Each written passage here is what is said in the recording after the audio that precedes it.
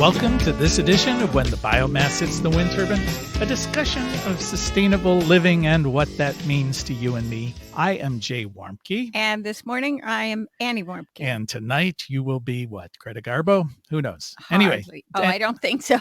Right. All right. Well, today we're going to talk, hopefully not. She's been dead for a while. I know. That's what I'm thinking. Today we're going to talk about utility solar or clean, safe, too cheap to meter. So I apologize for throwing that in, but that's an old quote from a fellow named Strauss. I think his first name was Lewis, chairman of the United States Atomic Energy Commission, who in 1954 announced that nuclear power was going to be so cheap that his children and grandchildren would never have to pay for energy again. It'd be too cheap to meter, as cheap as water. And all these years later, we're finding out he was wrong about that, as well as wrong about water.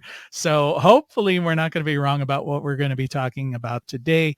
And back in the days when we still didn't measure the true cost of anything. Yeah, well, that's still today. That's yesterday. I was thinking. Anyway, today we're joined by Jake Kuss, if he's still there. And Jake is Assistant Director of the Utility Scale Solar Energy Coalition of Ohio and has spent years developing solar projects and promoting solar education throughout Ohio, and moments listening to us ramble on nonsensically before we get to it. So how you doing there, Jake? I'm doing well. Thanks for having me on.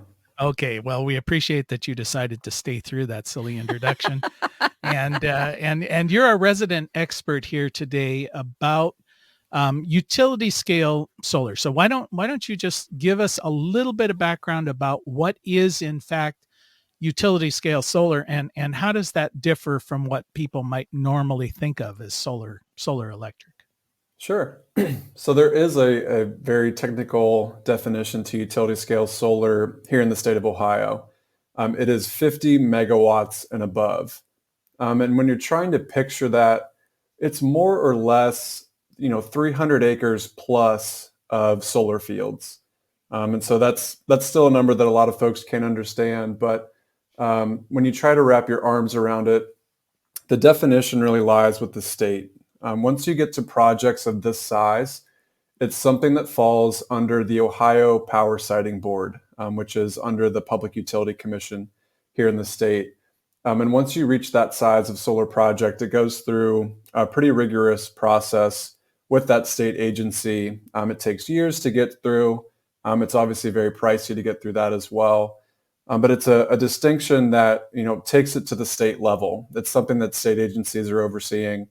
And it's a very robust process that folks are going through in order to get to solar farms of that size. So when they're talking about 300 acres, obviously we're not talking about rooftop solar. We're talking mostly about things that are mounted on the ground. Exactly. Yeah, these are currently in the state all ground-mounted systems. We do talk to a lot of folks that automatically think about residential rooftop installations, or they've seen a warehouse where the entire roof is coated in solar panels. Those are obviously other examples of photovoltaic PV solar here in the state, but those are generally behind the meter projects where that electricity is being used by that facility at that moment. When we talk about these utility scale projects, these are in front of the meters. So these are going directly into our grid. And that is part of the reason why that process is so rigorous, is that it's going into our grid here in Ohio is the PJM Grid, which covers, I think, 13 states. But it's a big deal. It's a large scale power generation site. So there are a lot of federal oversights, there are a lot of state oversights. And it's not exactly, those electrons aren't linked to any one account physically. They can be contractually, but that's another discussion. But it's something that is producing power for, those electrons will fly freely over our transmission network in that moment. So conceptually, it's like, okay, we're going to build a coal power plant, but instead of building a coal power plant, now we're going to build a big solar power plant. Exactly. So my first question is, so are these public utility companies doing this, or are they a mixture of private enterprise and only this is going into this big, you called it PJM. PJM. It's only doing that. It's not going like we have a solar co-op where we are, Buckeye, and so it's not going into those places. It's just going into the bigger arena. Yeah, so generally the folks that are developing these projects are not the utilities themselves. They are folks, so with the Utility Scale Solar Energy Coalition of Ohio, USEC for short, we have currently 32 members, and most of those are developers from all across the US who see this great opportunity in Ohio to build utility scale solar plants here in the state. And so those are generally individual companies that are doing that. And whether they are teaming up with utilities or other energy companies to be the long-term owners of these systems, one of the utility scale solar installations here in the state contracted with the city of Cincinnati to provide clean energy to the city. So there are a variety of folks that can be off-takers, folks that are contracting for that electricity that's being made, whether they're private entities, whether they're municipalities, or they are themselves utility companies that need additional production behind their portfolios. There's really a variety of folks that can essentially buy those electrons, but generally they are individual companies that are coming in and developing these. And it's a very relatively new industry here in Ohio. But as I've kind of referenced, there's a unique opportunity in the state at this time for folks to build these types of projects. And so that's why we're seeing an influx here in the state of utility scale solar. The thing that just doesn't make sense to me, though, is I hear you saying there's some partnering with public utilities, but if this is about making money, and clearly it is private enterprise, recognizing the tremendous opportunity that this brings financially with their initial investment, so why aren't the public utilities taking the lead in this since they're supposed to be making money too? I think that's a good question. There is generally with utility scale solar, there's an immense capital requirement. There's a lot of front end work and front end capital that needs to be put into these projects. So I don't know if exactly that kind of caters itself more toward these private enterprises and these developers that I work with on a day-to-day basis, where they're willing to put in the work and they're built for that type of project versus a public utility that is increasingly, becoming a transmission network. Essentially, a lot of the utilities that we see. But wait, what does that mean, a transmission network? Well, generally, we're starting to see as coal plants go offline, as we start to transition away from natural gas, that our traditional utilities like AEP and First Energy and folks like that here in the state, their generation portfolios are shrinking. And so a lot of their focus is going toward the actual transmission lines that they own and operate throughout the state. And I think that's going to increase kind of that focus for those entities as more and more of these utility scale solar sites come online, because they will not be owned and operated by AEP and First Energy. It'll be these entities that we've been discussing. And so, we still very much need that transmission network, and we need those lines to be, owned and operated by very competent companies. It's just the ownership of power generation is starting to shift a little bit. Well, I think it's important to understand utility solar a little bit for people who don't make this their lives, like you and to a lesser extent me. I understand that in the U.S., there are different regional authorities, and PJM is one that you mentioned that services our particular area. And if I remember right, that stands for like Pennsylvania, Jersey, and Maryland. But it really something to do with peanut butter. No, but it goes. It really extends all the way from New York to Chicago, pretty much. in that region. And if I were to hook up a power plant, in this case, a solar array, anywhere within that network, am I right in assuming it can be redirected relatively easily anywhere within that regional authority? Is that too simple a concept, or is that right? These are all interconnected, and because electricity goes at the speed of light, it's going to get there pretty quick.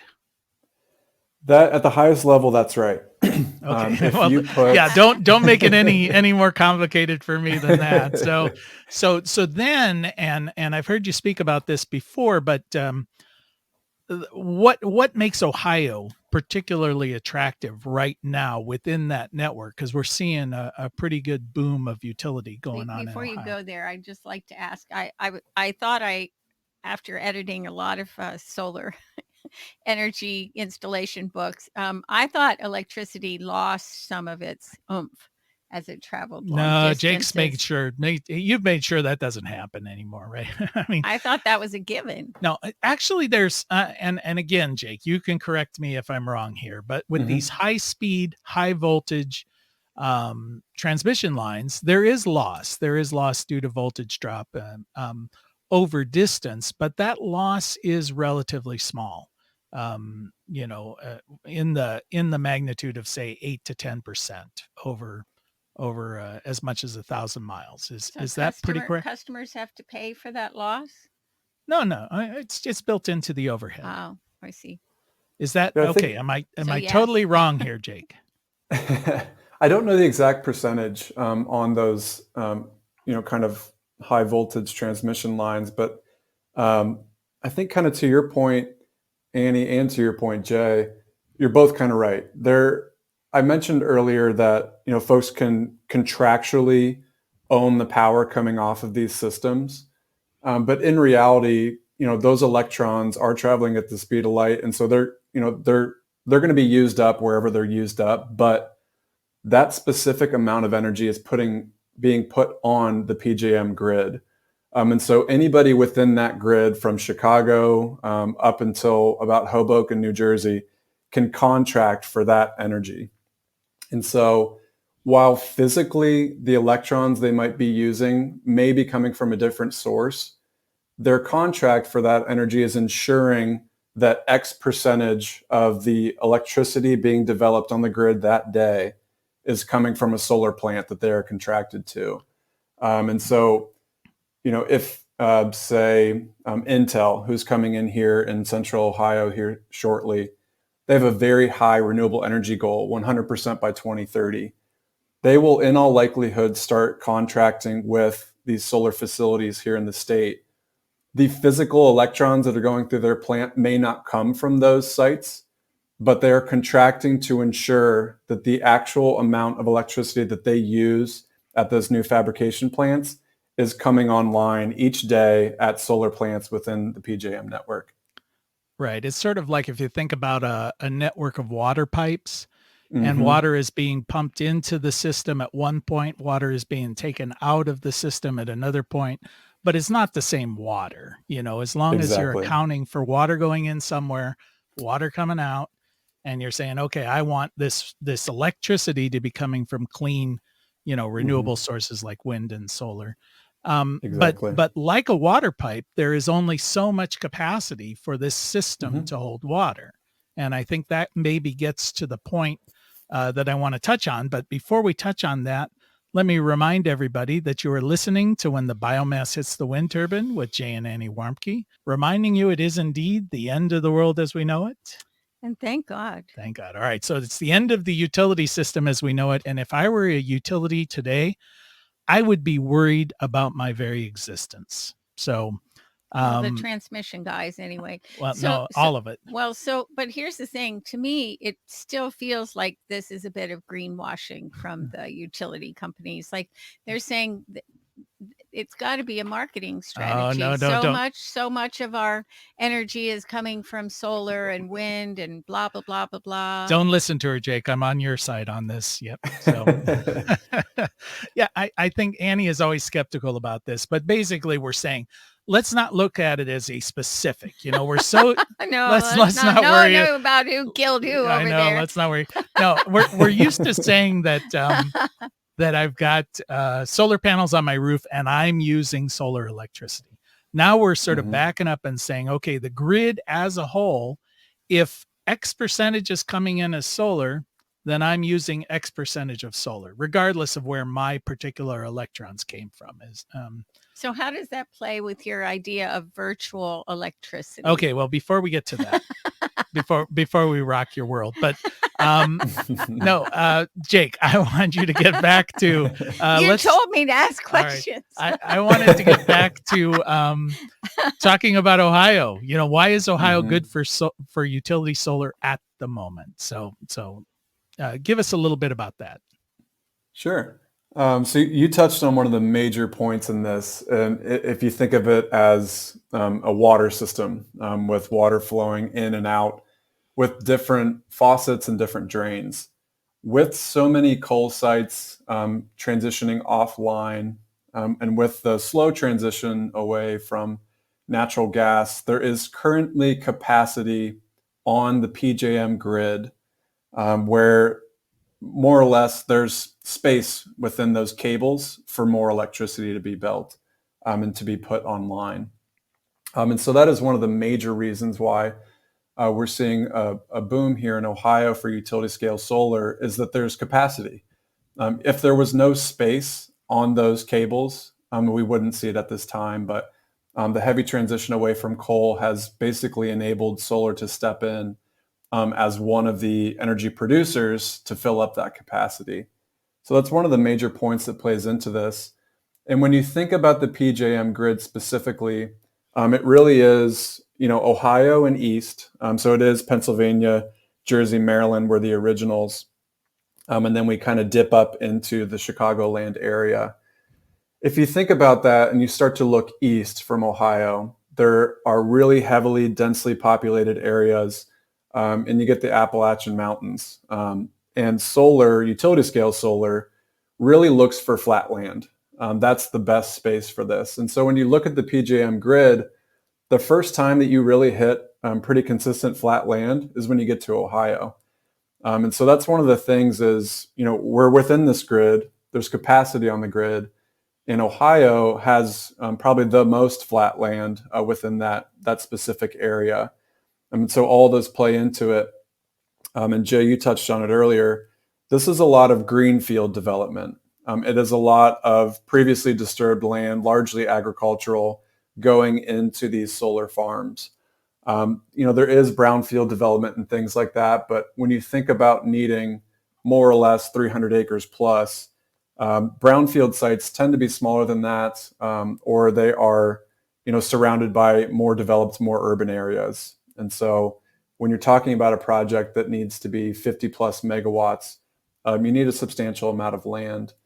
And with that, it's typically agricultural land here in the state. But well, that sounds like it's going to be a problem, though. I mean, there are going to be a lot of folks pushing back saying, hey, you're taking prime real estate and turning it into solar. Isn't there a better alternative out there? Well, they don't stop it when they're turning it into houses. I know. And that's been an issue. You have Walmarts going up on farmland and people say that's okay. But 300 acres at a pop, that's a lot of farmland to take offline.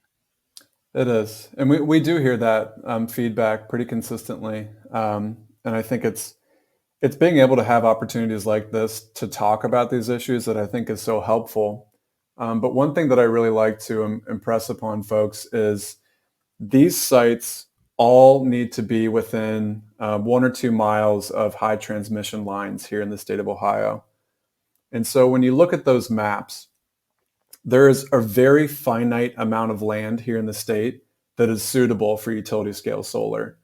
And so I know there are concerns that, solar is going to take over Ohio farmland, or that entire counties are going to be, covered over with solar panels. But it just doesn't make sense to do that. You have to be close to these high transmission lines, with substations and things like that. The infrastructure needs to be there. And so there's a very finite amount of land that makes sense for this. So we're kind of in a boom period here where we're seeing a fair amount of utility scale solar development, but it cannot continue on forever. And all the projects that pop up, not every single project will get through for a variety of reasons. And so it's something that there's a balance between, not taking all of Ohio's farmland out of production, but just the ones that make sense, just to produce kind of local clean energy. We are taking a lot of coal plants offline, and historically that's been a big makeup of Ohio's power generation. And so there's need, and so it's how do you want to produce that power now? How do we want to produce it here in the state?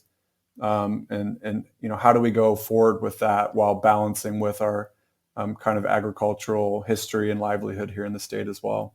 Well, there has been a movement, though, towards agrovoltaics, which is Mm-hmm. integrating both solar and agriculture. So it may be that there's a happy median there, but it's not going to be suitable for the corn and soy kind of farming. But on this program, we've railed against that for multiple episodes as well. So maybe that's a good thing that we can get more into. Well, one of the things that is important, I think, is that we need to also be backing up and saying, look, the land is multi-use. And so it might have all those things happening, but maybe there can be landscaping that produces perennial plants that could be sold or could be picked to be sold as floral horticultural things. Or pollinator havens. Yeah, they're Mm-hmm. a prairie kind of thing. There are plenty of things that would grow around there if they were treated properly, which brings me back to that there's not a deep enough drilling down of thinking of these things. And while I'm against, taking all the farmland and turning it into any kind of something else, Like uh, farmland. yeah, I'd like to see it actually be real farmland instead of commodity, corporate whatever. But what I'm getting at is that it feels like we need to have a broader plan than just we're gonna take this opportunity to convert, shutting down uh, coal facilities into solar generation, solar energy generation. Mm-hmm. Um, and so the zoning, my guess would be that corporations and the government are all keen about this, but then there are ramifications, there are true costs involved in what's happening. We turn farmland into 300 panels, so what happens to the wildlife, what happens to the insects? And it just feels like we got to do a better job with this because we got a chance to do a better job Okay. with this. So Jake, reassure us that you're going to be not just better than Well, coal, he's but not the responsible. best. No, no, He's the Jake is aggregator. Jake is personally responsible. He's Okay. an expert here, and he's so All right. so. You're in trouble now, Jake. I mean, this is a green industry, and hopefully, you're looking at this Mm-hmm. from a little bit more of a holistic approach than the Mm-hmm. old Peabody Coal Company coming in and paving Yeah. paradise.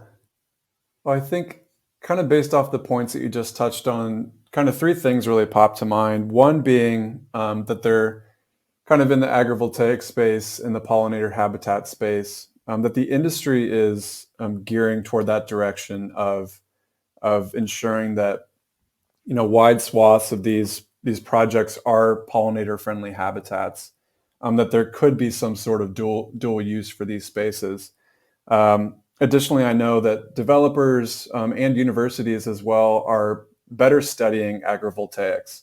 And if there is some sweet spot with a specific crop or whatever it might be that fits very well with these solar fields, and folks are working on that. And so I think it's something that's in the works. This is new enough in our state and a little bit here regionally that folks are still working on it, still trying to figure it out. Um, but it's something that folks are thinking about. And so kind of to your point, Annie, of having strategy moving forward, I think it's a little bit of parallel path, but it is something under consideration. No, I just want And it not kind to of the be a second, parallel path. That's all. sure. I also Yeah. want to Yeah, say I that understand. And I think, other countries have looked at this and thought about it, and particularly I'll point out France, which has done a lot of crop development with with the panels in how the panels are placed so that they could continue to grow some crops. So it isn't a unique Hmm. idea, but it isn't parallel, Jake. It all comes together because those panels have influence on that land. And also, there's plenty of money to be made Hmm. by looking at 2 or 3 other ways to utilize the land so it's multi-use. Yeah, yeah, I agree. I think one other point that I wanted to really bring to the fold is that, with these solar installations, you touched on residential development. You can also bring commercial development into the fold. With these sites, a lot of the racking is driven in with piles that go, 5, 10 feet in the ground. All of these installations have pretty robust decommissioning plans, and bonds put in place to ensure that there are funds to decommission a site if need be. One thing that we like to discuss is that if you get to the point after your 30, 40-year contract and the landowner says, I'm ready to get back to agriculture, I've gotten my taste of solar and I'd like to move beyond that, that's in place, that you come through, you pull the panels, you pull the piling, and that land goes back to agriculture. It's not a permanent change to the land there.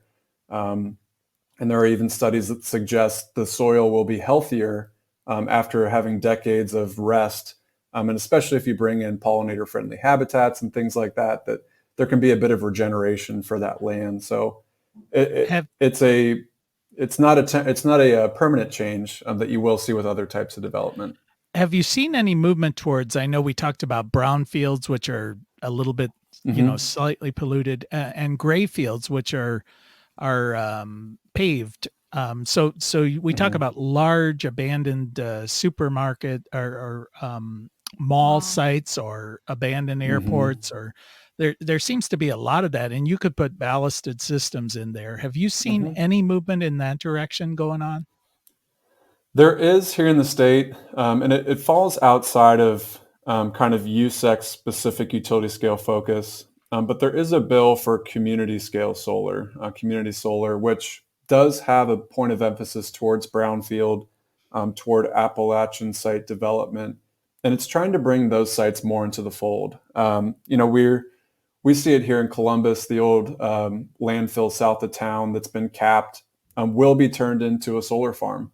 And I forget the exact wattage of that site. It falls below that 50 megawatt threshold, but it's a site that you really can't do much with. But solar is the perfect, kind of new age for that field. Um, and to your point, as we get to the time where there are these huge, mall developments or whatever it is, old airports, you do see that scattered around the U.S. where old regional airports have been turned into solar farms. It's just kind of finding those examples, finding the off takers for that, and making it work. But it Okay, is well, Jake, something that Jake, I've seen. Yeah. I'm going to have to cut us off here, and but it sounds hopeful. So let me let Yeah. everybody know that you've been listening to When the Biomass Hits the Wind Turbine with Jay and Annie Warmke. We want to thank Jake Kuss for joining us today from, let's see, I lost track of your organization, the Utility Scale Solar Energy Coalition of Ohio. And we want to thank our Emmy Award-winning producer, Adam Rich, and thank you for spending just a little bit of time with us. And as your grandmother hopefully told you, the secret to a happy and sustainable life is... Play nice with others, clean up your own mess, and Jay, better eat your veggies this week. I will, with solar energy. All right, till next time. Bye-bye.